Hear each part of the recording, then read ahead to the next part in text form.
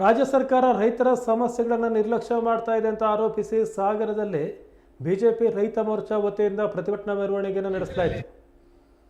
ಮಾಜಿ ಶಾಸಕ ಹರ್ತಾಳ ಹಾಲಪ್ಪ ಸೇರಿದಂತೆ ಹಲವು ಪ್ರಮುಖರು ಈ ಮೆರವಣಿಗೆಯಲ್ಲಿ ಭಾಗವಹಿಸಿದರು. ರಾಜ್ಯ ಸರ್ಕಾರ ಕೂಡಲೇ ರೈತರ ಸಮಸ್ಯೆಗಳಿಗೆ ಸ್ಪಂದಿಸಬೇಕು, ರೈತರ ಸಮಸ್ಯೆಗಳನ್ನು ಆಲಿಸಬೇಕು ಅಂತ ಹೇಳಿದರು. ಸಾಗರದ ಪ್ರಮುಖ ರಸ್ತೆಗಳಲ್ಲಿ ಮೆರವಣಿಗೆಯನ್ನು ಮಾಡಿ ಸರ್ಕಾರದ ನೀತಿಗಳ ವಿರುದ್ಧ ಆಕ್ರೋಶವನ್ನು ವ್ಯಕ್ತಪಡಿಸಲಾಯಿತು.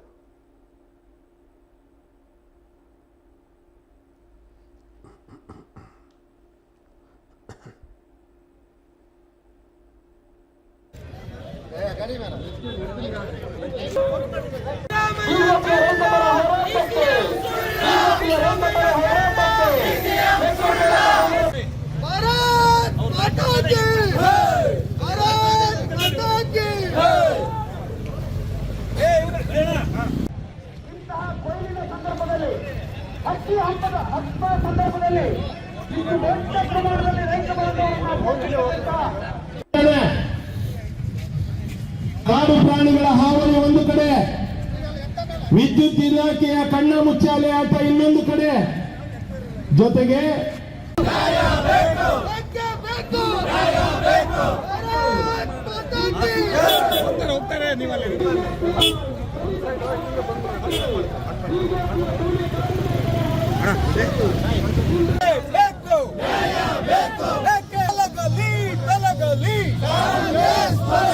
ನಿಷ್ಕ್ರಿಯ ರಾಜ್ಯ ಸರ್ಕಾರಕ್ಕೆ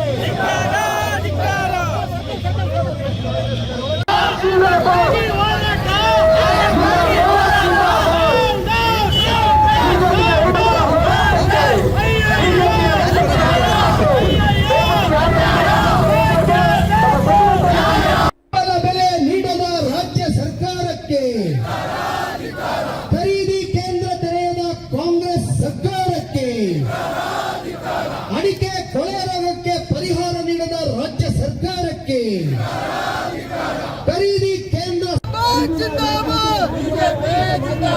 ರೈತ ವಿರೋಧಿ ಭ್ರಷ್ಟ ಕಾಂಗ್ರೆಸ್ ಸರ್ಕಾರಕ್ಕೆ, ರೈತ ವಿರೋಧಿ ಭ್ರಷ್ಟ ಕಾಂಗ್ರೆಸ್ ಸರ್ಕಾರಕ್ಕೆ, ರೈತ ವಿರೋಧಿ ಭ್ರಷ್ಟ ಕಾಂಗ್ರೆಸ್ ಸರ್ಕಾರಕ್ಕೆ ಅಯ್ಯಯ್ಯೋ ಅಯ್ಯಯ್ಯೋ ತಲಗಲಿ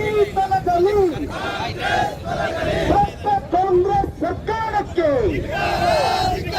ಭ್ರಷ್ಟ ಕಾಂಗ್ರೆಸ್ ಸರ್ಕಾರಕ್ಕೆ, ದುರಹಂಕಾರಿ ಜಿಲ್ಲಾ ಉಸ್ತುವಾರಿ ಮಂತ್ರಿಗೆ, ಸಜ್ಜನ ರಾಜಕಾರಣಿ ರೈತರ ಹೋರಾಟಕ್ಕೆ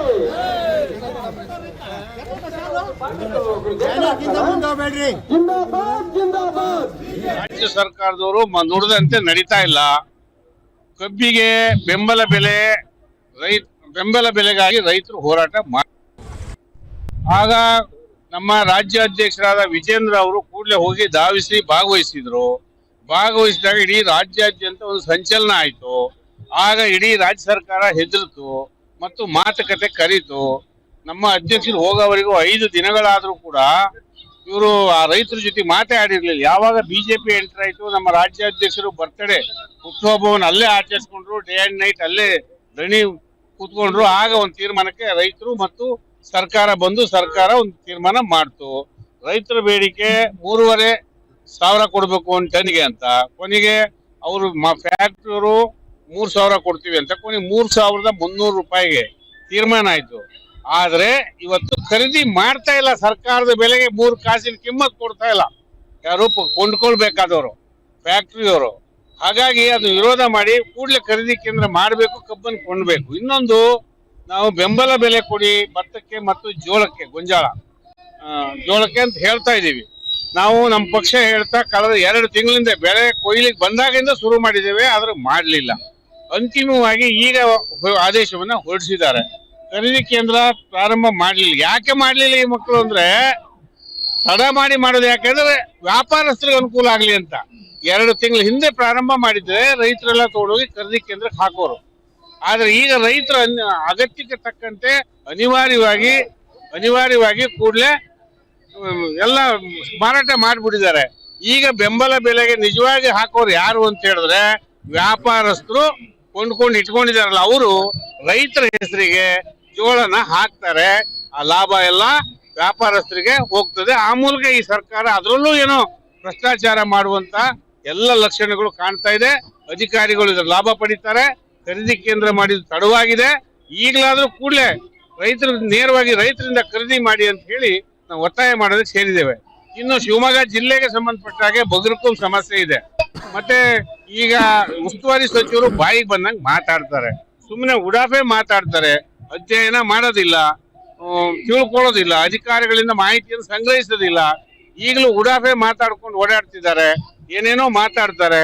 ಕೂಡಲೇ ಈ ಬಗರ್ಕುಂ ಸಮಸ್ಯೆಯನ್ನ ಬಗೆಹರಿಸಬೇಕು ಅಂತಾನು ಒತ್ತಾಯ ಮಾಡ್ತೀವಿ ಇವತ್ತು. ಯಾವಾಗಂತೆ ಬಿಜೆಪಿ ಎಷ್ಟು ವರ್ಷ ಆಡಳಿತ ಮಾಡಿದೆ? ಈ ದೇಶದಾಗ ಆಡಳಿತ ಯಾರ್ಯಾರು ಎಷ್ಟೆಷ್ಟು ವರ್ಷ ಮಾಡಿದ್ದಾರೆ? ನಾವು ಆಡಳಿತ ಮಾಡಿದ್ದು ಒಂದು 6-7 ವರ್ಷ ಮಾಡಿದ್ದೇವೆ ಇಲ್ಲಿವರೆಗೆ. ಕರ್ನಾಟಕ ರಾಜ್ಯದಲ್ಲಿ ನಾವು ಮಾಡಿದ್ದೇ 7-8 ವರ್ಷ. 10 ವರ್ಷನೂ ನಾವು ಯಾವತ್ತೂ ಆಡಳಿತ ಮಾಡಲೇ ಇಲ್ಲ. ನಾವು ಮಾಡಿದ್ದೇ ಈಗ ಯಡಿಯೂರಪ್ಪನವರು ಒಂದು ಮೊದಲು ಒಂದು 3 ವರ್ಷ, ಆಮೇಲೆ 2 ವರ್ಷ, 5 ವರ್ಷ, ಬೊಮ್ಮಾಯಿ 1 ವರ್ಷ, ಜಗದೀಶ್ ಶೆಟ್ಟರ್ 1 ವರ್ಷ, ಸದಾನಂದ ಗೌಡರು 1 ವರ್ಷ. ನಾವು ಮಾಡಿದ್ದೇ 7-8 ವರ್ಷ. ಆ 7-8 ವರ್ಷದ ಸಮಸ್ಯೆನ ಇದು ಬಹಳ ವರ್ಷದ ಸ್ವಾತಂತ್ರ್ಯ ಸಮಸ್ಯೆ. ರೈತರ ತಲತಲಾಂತರದಿಂದ ಬಗರುಕು ಮಾಡ್ಕೊಂಡಿದ್ದಾರೆ. ಅದು ಎಂತದ್ದು? ಅದು ನಮ್ಮಲ್ಲಿ ಒಂದು MLA ಐತೆ, ಅದು ಹಂಗೆ ಹೇಳ್ತದೆ. ಈ ಉಸ್ತುವಾರಿ ಸಚಿವರು ಹಂಗೆ ಹೇಳ್ತದೆ. ಶರಾವತಿ ಮುಳುಗಡೆ ರೈತರದ್ದು ಬಿಜೆಪಿಯ ಕೂಸು ಅಂತ ಅಲ್ಲ. ಬಿಜೆಪಿ ಅಧಿಕಾರಕ್ಕೆ ಬಂದದ್ದು 2006ರಲ್ಲಿ ಸಮ್ಮಿಶ್ರ ಸರ್ಕಾರ, 8ರಲ್ಲಿ ಪೂರ್ಣ ಪ್ರಮಾಣ ಸರ್ಕಾರ. ಮುಳುಗಡೆ ಸಮಸ್ಯೆ ಇರೋದು 1960ನೇ ಇಸ್ವಿಯಿಂದ 65ನೇ ಇಸ್ವಿವರೆಗೆ ಆಗಿದ್ದು ಮುಳುಗಡೆ. ಇವು ಹುಟ್ಟೇ ಇರಲಿಲ್ಲ. ಇದು ಎಂತೆಂತ ಹೇಳ್ತದೆ. ಹೋರಾಟದ ಬಗ್ಗೆ ರಾಜ್ಯ ಸರ್ಕಾರದವರು ನುಡಿದಂತೆ ನಡೀತಾ ಇಲ್ಲ. ಕಬ್ಬಿಗೆ ಬೆಂಬಲ ಬೆಲೆಗಾಗಿ ರೈತರು ಹೋರಾಟ ಮಾಡಿ, ಆಗ